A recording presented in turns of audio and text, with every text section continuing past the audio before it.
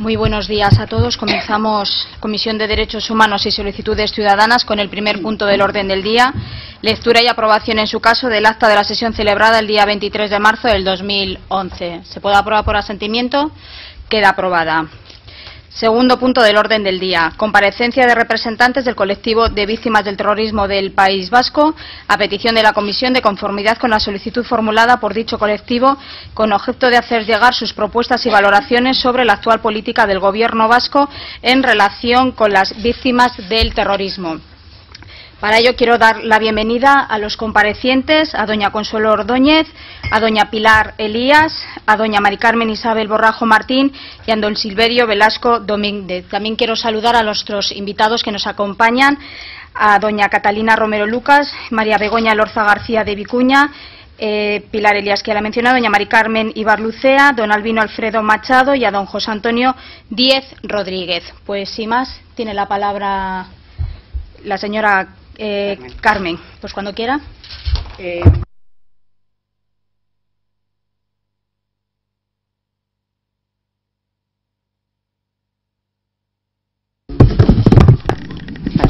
Empiezo. Buenos días, señora presidenta de la Comisión de Derechos Humanos del Parlamento Vasco. Buenos días, señores y señoras parlamentarios, miembros de la Comisión. Les agradecemos el hecho de ser recibidos en el día de hoy por esta institución. Y permítanos que antes de entrar en las distintas cuestiones que les expondremos y de hacer alusión a lo que esta institución para nosotros representa, les relatemos lo que un día como hoy, 6 de abril, ha sido en la historia del terrorismo. Tal día como hoy, 6 de abril de 1978, fallece el policía municipal Manuel Lemus Noya, tiroteado en Santurce, un mes y medio antes. El 24 de febrero de ese año, un grupo de etarras le ametralló desde un coche. Manuel tenía 46 años y era natural de Puente Puerto, La Coruña. Tal día como hoy, el 6 de abril de 1979, ETA asesinaba a tiros en Tolosa a Adolfo Mariñas Vence. Adolfo tenía 30 años y era natural de Tolosa. Tal día como hoy, 6 de abril de 1980, 3 etarras ametrallaron a Francisco Pascual Andreu, guardia civil, y Florentino Lopetegui Barcacova, pescador. El atentado tuvo lugar en Orio, Guipúzcoa. Resultaron muertos en el acto. Francisco era natural de Ceuta, tenía 24 años y estaba soltero. Florentino, casado y padre de una niña de 6 meses, era de Orio y tenía 24 años. Tal día como hoy, el 6 de abril de 1990, ETA asesinaba en San Sebastián a la pareja formada por Miguel Paredes García y Elena María Moreno Jiménez. Miguel tenía 33 años y Elena 30. Ambos eran de San Sebastián y tenían 2 hijas de corta edad. En un día cualquiera, elegido al azar, contabilizamos 6 asesinatos a manos de ETA. Ello da una idea de la realidad de nuestro pueblo, del cáncer que padecemos y de la conculcación reiterada y sistemática de los derechos humanos de la comunidad autónoma vasca. Lo primero, agradecer que seamos recibidos en el día de hoy por esta institución democrática vasca, de la que especialmente nos satisface el que sea presidida por una víctima del terrorismo, porque ello contribuye a reparar, si cabe, el inmenso daño que se produjo en 1999 con la designación de Josu Ternera, jefe de ETA, como miembro de esta comisión, con designación de su partido, Euskal Herritarrok, entonces liderado por Arnaldo Otegi. Designación que fue lógicamente criticada por los partidos, Partido Popular y Partido Socialista de Euskadi, y apoyada, para vergüenza de las propias víctimas, por el Partido Nacionalista Vasco y su entonces lehendakari Juan José Ibarretxe. Sin duda, uno de los episodios más negros de indignación de la reciente historia del País Vasco. Esta es la segunda vez que Covite comparece ante la Comisión de Derechos Humanos del Parlamento Vasco. La primera fue el 26 de noviembre del 2002. Es obligado volver a recordar cómo hicimos entonces los orígenes de nuestro colectivo. Nacimos un 29 de noviembre de 1998, impulsados por 400 víctimas del terrorismo, mayoritariamente de ETA, pero también del GAL y de otras organizaciones terroristas. Estábamos, al igual que ahora, en periodo de tregua, falsa tregua como posteriormente se demostró. Por primera vez en la historia del País Vasco, las víctimas nos hicimos visibles, tomamos la palabra, tuvimos una misma preocupación, una misma necesidad, la de hacernos oír por nosotros mismos. Esa necesidad que de repente sentimos fue provocada por el clima social y político que generó el anuncio de tregua de la banda terrorista ETA, y en el que políticos y representantes sociales se apresuraron a tomar la palabra en nuestro nombre. En ese ambiente tuvimos que oír, ante nuestro estupor, que no podíamos ser obstáculos para la paz, llegándonos a trasladar a las víctimas la responsabilidad de que ETA volviera a asesinar. Era aquella época en la que se nos animaba a ser generosos, era la época del borrón y cuenta nueva, era la época de por la paz un Ave María, y tantas expresiones aberrantes fruto de una sociedad enferma que ha sido cómplice por acción y por omisión de lo que ha pasado.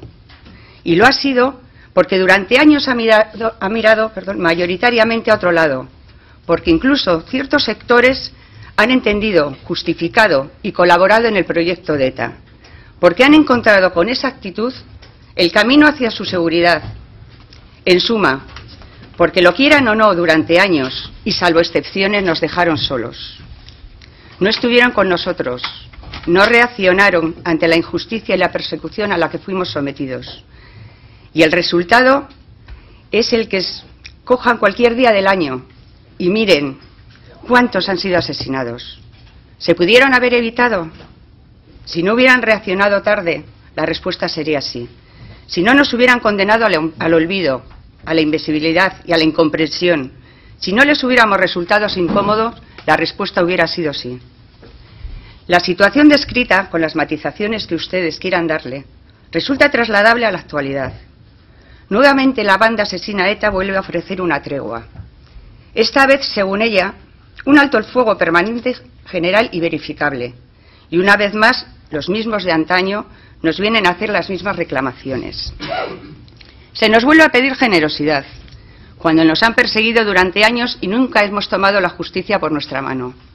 Se nos trata de imponer el chantaje moral de dar perdón a nuestros verdugos, cuando ni siquiera nos lo piden, escudándose en el mejor de los casos en la firma de un papel sin relevancia práctica alguna. Olvidando además que en un Estado de Derecho el derecho a la justicia real no es negociable ni relativo, siendo una petición injusta, teniendo en cuenta la naturaleza de los delitos cometidos. Se nos requiere la reconciliación, insistiéndonos en la existencia de un conflicto y al hecho de que hay que superarlo. Pero ello no es posible, porque reconciliación significa atraer y acordar los ánimos desunidos entre al menos dos partes contendientes. Y aquí, en nuestro país, no hay, nunca ha habido, en los últimos 40 años, partes contendientes o bandos enfrentados que hayan de reconciliarse. Las víctimas del terrorismo jamás se han enfrentado con nadie. Nunca han formado partido beligerante alguno. Han sido, y lo son ahora, ciudadanos que se dedican a vivir y a trabajar, cumpliendo las leyes votadas libremente por la mayoría. Civilinamente, se pretende que la sociedad coloque a las víctimas de terrorismo en un bando y a los victimarios en otro. Esto es, cuando menos, una injusticia estratégica y, por supuesto, absolutamente falso.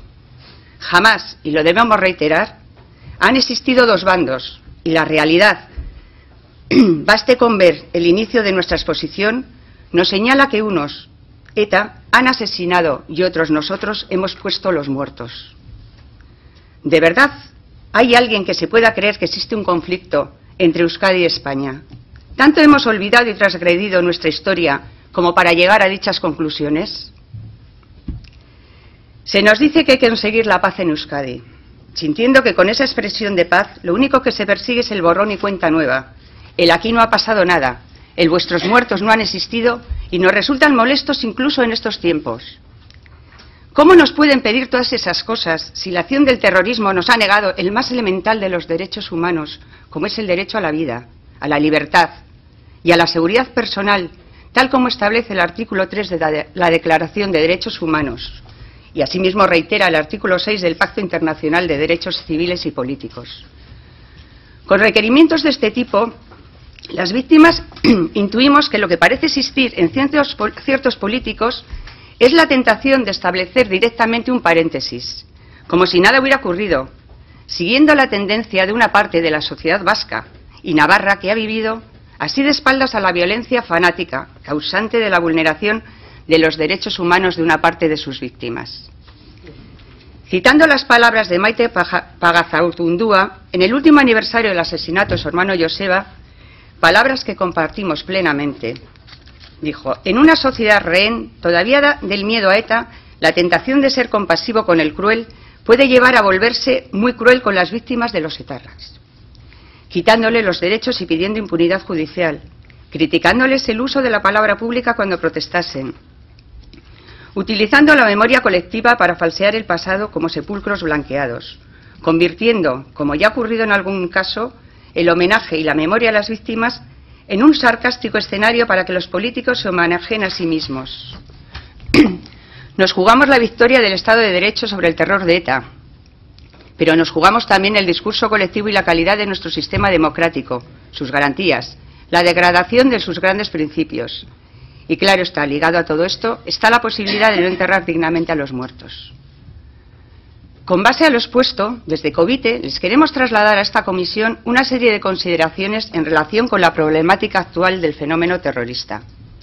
Primero, consideramos, siguiendo las palabras anteriormente citadas, que nos tienen que dejar enterrar dignamente a nuestros muertos reconociéndonos sus derechos, reconociendo de una vez por todas que fueron víctimas políticas, asesinadas con una motivación política y con el objetivo de imponer un programa político, el programa de un nacionalismo independiente y excluyente, único responsable de la barbarie cometida durante 5 décadas en el País Vasco.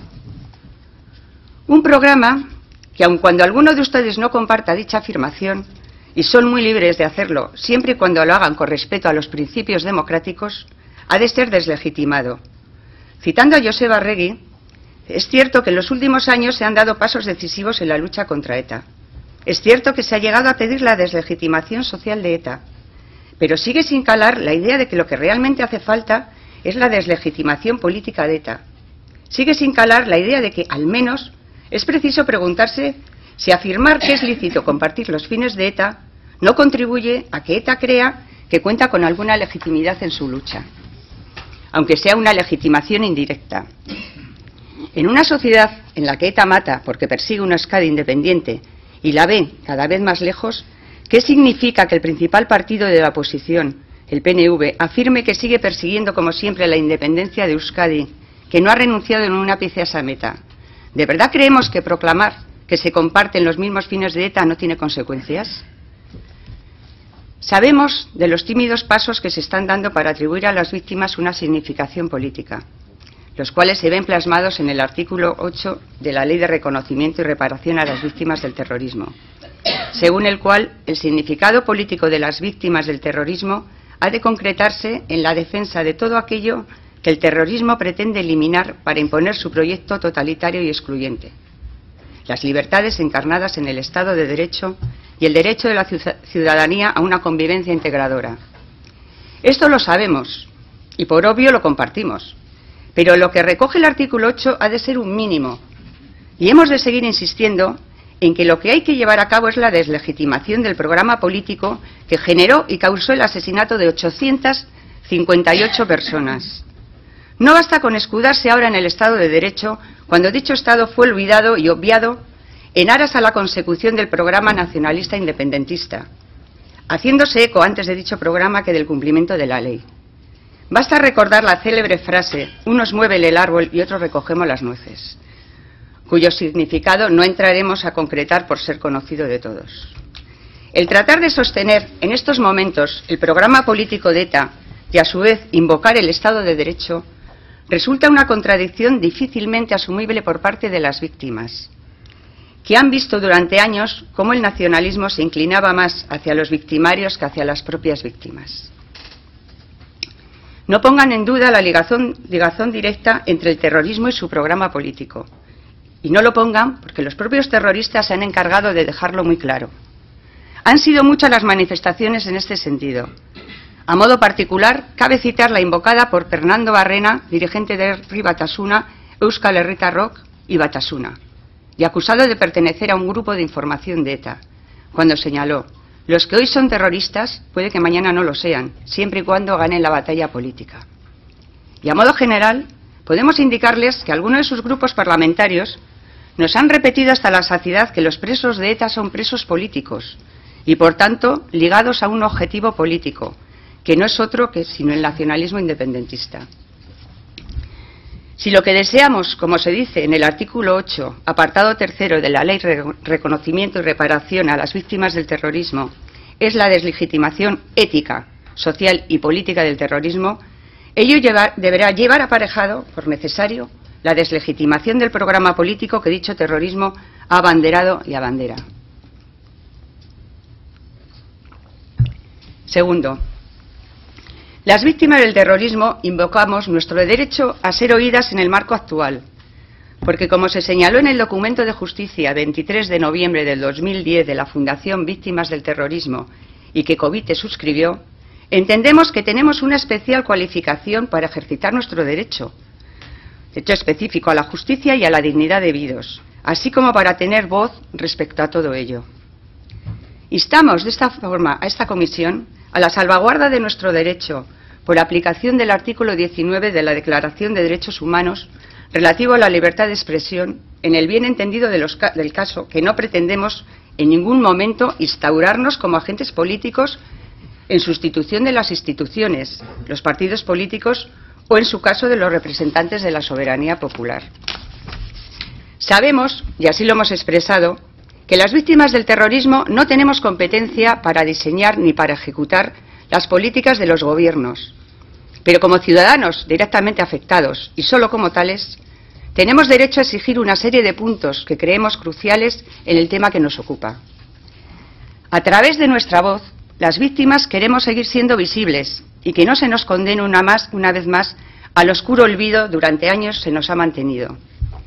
No queremos protagonismos de ningún tipo, pero debemos insistir que nuestra voz se oiga, y que se oiga cuando se habla de negociación, de diálogo, de impunidad, o de soluciones que sean ajenas al Estado de Derecho y al cumplimiento del ordenamiento jurídico vigente. Tercero, las víctimas del terrorismo exigimos que la política penitenciaria no se convierta en una política de gracia, y por ello instamos a las instituciones públicas en general y a esta comisión en particular para que fomenten y apoyen el cumplimiento de la ley en sus estrictos términos. No requerimos más de lo que la ley establece. No tratamos de incidir en la política penitenciaria a través de una modificación de la misma. Lo único que solicitamos es el cumplimiento de la ley y la aplicación con ello de un elemental principio de legalidad. Hemos señalado, y lo repetimos, que las víctimas de terrorismo no tenemos competencia para ejecutar ni diseñar las políticas de los gobiernos, y no nos vamos a arrogar en el tema concreto de la política penitenciaria. Pero sí que vamos a exigir que los mecanismos existentes a nivel legal y reglamentario no sean sorteados en aplicación de dicha política. La concesión de los grados está sujeta a requisitos que tanto la Ley General Penitenciaria en sus artículos 67 y 72, como el reglamento que la desarrolla o el propio Código Penal, artículos 36, 78, 90 y 91, establecen de forma pormenorizada. Y dichos requisitos, entre los cuales se encuentran: a. El cumplimiento del periodo de seguridad. b. La separación del terrorista de la banda sustrayéndose a su disciplina interna. c. Que el penado haga frente a la responsabilidad civil derivada del delito. d. Que muestre signos inequívocos de haber abandonado los fines y los medios terroristas. Y que además haya colaborado activamente con las autoridades en la lucha contra el terrorismo. Esto es materia suficiente para que no se lleve a cabo una política penitenciaria de carácter flexible en la concesión de los grados, y mucho menos aún en la concesión de los beneficios penitenciarios. Cuarto, las víctimas del terrorismo solicitamos de esta comisión el apoyo a nuestra exigencia de que ETA, Batasuna y el resto de su entramado político, cualquiera que fuere la dominación que ostenten, condenen la historia de ETA como requisito imprescindible para volver a jugar en la política democrática a fin de evitar una nueva tentativa de banalización, relativización y legitimación a posteriori de la misma. Estamos asistiendo a acontecimientos en los que Batasuna Sortu nos indica que rechazará aquellas acciones terroristas que vengan de donde vengan, puedan producirse en el futuro, señalándonos que su legalización acelerará la desaparición de ETA. No nos parece suficiente. La izquierda independentista siempre ha sabido usar adecuadamente el lenguaje, y esta vez no es una excepción. No basta con rechazar, es necesario condenar. Una acción puede rechazarse, pero ello no implica que no sea moral y socialmente lícita. Simplemente significa que, por cualquier razón, dicha acción no se ajusta a los intereses de la persona o colectivo que la recibe.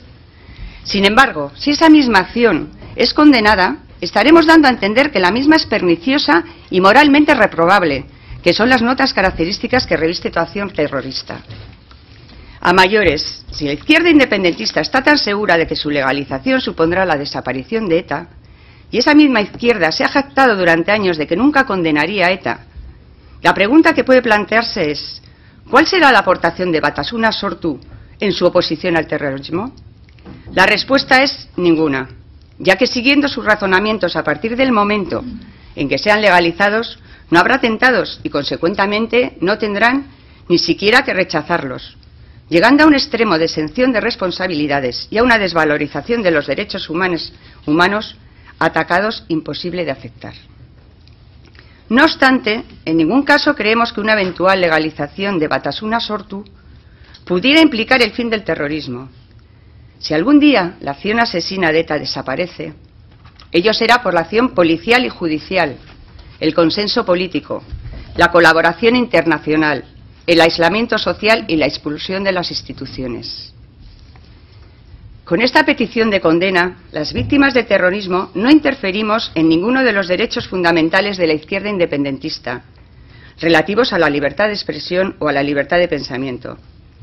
Y ello por cuanto, conforme al artículo 29, apartado segundo de la Declaración de Derechos Humanos, en el ejercicio de sus derechos y en el disfrute de sus libertades, toda persona estará solamente sujeta a las limitaciones establecidas por la ley, con el único fin de asegurar el reconocimiento y el respeto de los derechos y libertades de los demás, y de satisfacer las justas exigencias de la moral, del orden público y del bienestar general en una sociedad democrática.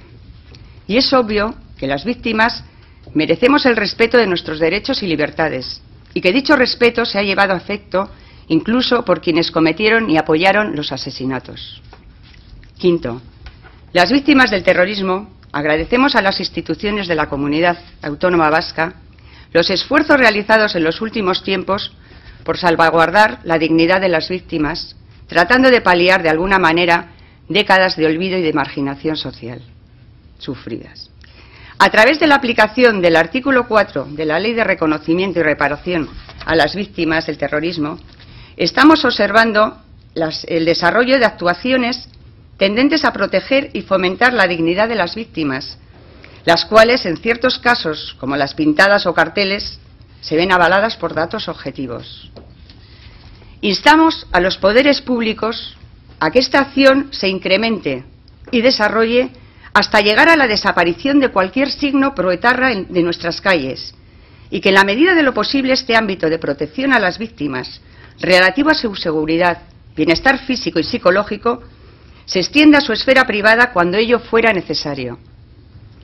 No son una excepción los casos donde las víctimas se ven discriminadas y presionadas en sus esferas personales, especialmente en el ámbito de las relaciones laborales, donde se han visto obligados a abandonar sus puestos de trabajo o aceptar despidos no ajustados a la legislación vigente por el acoso al que se han visto sometidos por la ideología proetarra, con clara violación del artículo 23 de la Carta de Derechos Humanos, regulador del derecho al trabajo.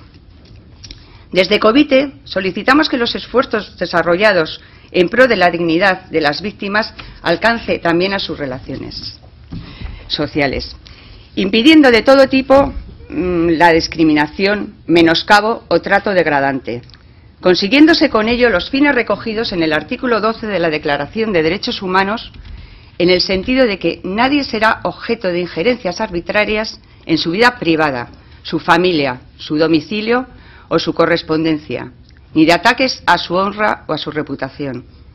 Toda persona tiene derecho a la protección de la ley contra tales injerencias o ataques. Sexto, desde Covite agradecemos la iniciativa instada por el Gobierno autónomo tendente a facilitar el regreso al País Vasco de las personas que ante amenazas o acción de ETA se han visto obligadas a abandonarlo, así como la propuesta realizada por el Grupo Parlamentario Popular, ya que los exiliados por la amenaza etarra puedan recuperar su derecho al voto en la Comunidad Autónoma Vasca. Instamos a todos los grupos parlamentarios, requiriendo asimismo el apoyo de esta comisión, a que ambas iniciativas sean llevadas a cabo y no resulten paralizadas. La vuelta a Euskadi y la recuperación de la condición política de vascos son dos anhelos presentes en un gran número de víctimas de terrorismo, y entendemos que los poderes públicos deben ejercitar las acciones que fueran necesarias para conseguir que dichas víctimas puedan recuperarlos. Conforme al artículo 13 de la Declaración Universal de Derechos Humanos, reiterado en el artículo 12 del Pacto Universal de los Derechos Civiles y Políticos, toda persona tiene derecho a circular libremente y a elegir su residencia en el territorio de un Estado. Derecho que ha sido ampliamente conculcado, por omisión de la libertad, en nuestra comunidad autónoma y que exige ser reparado. Del mismo modo, y por aplicación análoga del artículo 15 de la Declaración de Derechos Humanos, nadie puede ser privado arbitrariamente su nacionalidad o condición política, que es lo que se ha llevado a efecto con muchos de nosotros. Obligados por la acción asesina de ETA a abandonar nuestros hogares y marcharnos fuera de Euskadi, perdiendo nuestros derechos políticos y especialmente el derecho a voto. Es cierto que no ha existido la imposición por parte de un poder público en la privación de nuestros derechos, pero ha existido algo peor, al vernos privados de los mismos por la imposición de una banda mafiosa que ha contado durante muchos años, si no con el apoyo, sí con la indiferencia de la política nacionalista, que ha visto cómo sus vecinos sufrían un destierro impuesto y no hicieron nada por evitarlo. Como conclusión, decirles que lo único que esperamos las víctimas, por nosotros representados, es la derrota del terrorismo en un final donde haya vencedores y vencidos, donde los vencedores sean el Estado de Derecho y la sociedad española en general y la vasca en particular, y los vencidos no sean otros sino ETA y su mundo afín. Muchas gracias por su atención, señora presidenta, señores y señoras parlamentarios, miembros de la comisión.